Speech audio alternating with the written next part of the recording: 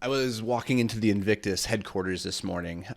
It's only like a 300-meter walk from my front door here in downtown Minneapolis. And as I was approaching the front door of the headquarters, there's this main street that runs right in front of the building, and this car cut off another car, and it was a nightmare of honking horns, of screaming, of yelling, of like fingers getting flipped, and like people just generally losing their noodle.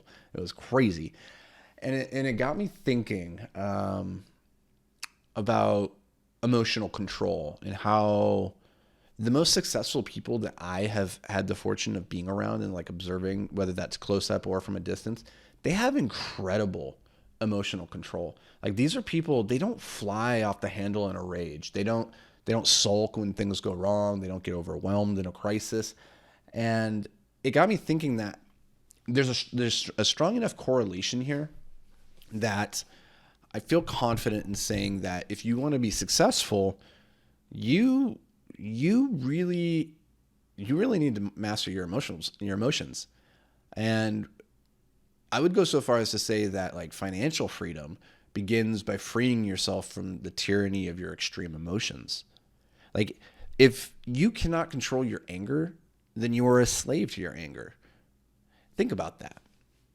We as entrepreneurs or investors or whoever are seeking financial freedom or seeking like this life of control, like that's the thing that we want. We want control. We say freedom, but really what we want control. We want to be able to say what I want to do, when I want to do it, where I want to do it, with who I want to do it. Like that's the dream, I think, for most people listening to this podcast. Or it is, at least it is for me. That's what led me down the path of entrepreneurship. I wanted control. I call it freedom, but really I want control. But you don't really have control if somebody else has the ability to trigger you, to set you off, to put you in a different mood. If somebody else can say or do something in a way that alters your state, then you do not have control.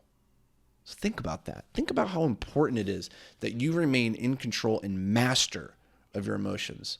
I think this is why so many successful people talk about the power of stoicism in their own life. So many, like it is ridiculous to me at this point how many successful people have read Marcus Aurelius or Seneca or Buddhist and Zen philosophy, the very, very similar concepts. Just about equilibrium, equanimity, finding the middle path, and never fluctuating too hard to one side or the other. And I'm not saying that like all emotions are bad.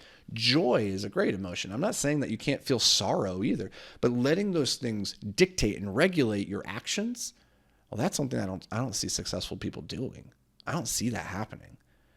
And I'm not saying I got this figured out. I'm not claiming to be a successful person who has mastered emotional control. I'll share these what is hard for me. I get annoyed very easily. I don't get angry, but I get very, very annoyed. And it doesn't take a lot to put me into a state of annoyance. It could be something not going to plan. It could be somebody changing my schedule. This is usually the way that triggers me the most, is when something messes up my calendar. Because you guys know, like, I'm all about structure and time blocking. Those are really important. And I become very, very rigid. And in a way, I become a slave to my calendar. And so then if it changes in any way, I feel adrift. And that's a very weird, it's a bad feeling to me. And while I know it's not the end of the world, it's not a big deal, it does annoy me. And it can spiral to the point that it negatively affects my relationships with Jamie, my relationships with my coworkers. It can be very problematic. And I do not yet have the maturity or the strength of emotional control to flip the switch instantaneously, always. Most of the time I do. Most of the time I can. But it's a spectrum. It's not about like, do you have this skill or do you not? It's like to what degree and in what scenarios. And for me, I'm much further along than I used to be. And I'm probably much further along than a lot of people. But there's still so much further to go. And so this is one of the things that I am in pursuit of when it comes to personal development. When we think about what's it mean to develop our skills, to become like the self-help, whatever. We think about skills and acquisition, like skill acquisition and having like good health and all that stuff. But for me, the journey that I'm on right now that I think the most about is emotional control. How can I move through life with poise and equanimity?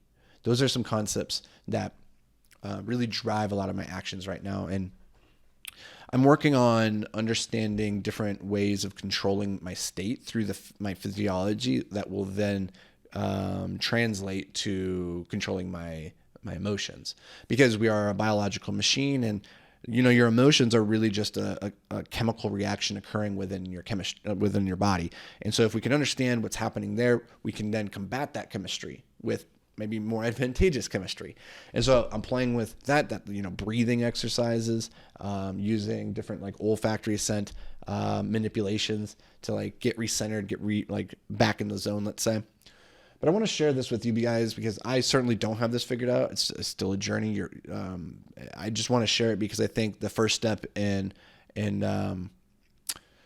getting to your desired destination is to recognize what that destination is going to look like starting at the end, like what's the outcome that you're trying to work towards. And the outcome that I think most of us are trying to work towards is being at a place of balance, of contentment, of peace of mind, of the ability to be unperturbable. That's my goal. I want to be unperturbable. And please God, don't ask me to spell that. That would be not good. I would lose that spelling bee. But those are some thoughts that I've been thinking about. I hope it brought you some value this time. Maybe it did. Maybe it didn't. If it didn't, that's okay. I'm not going to let it upset me.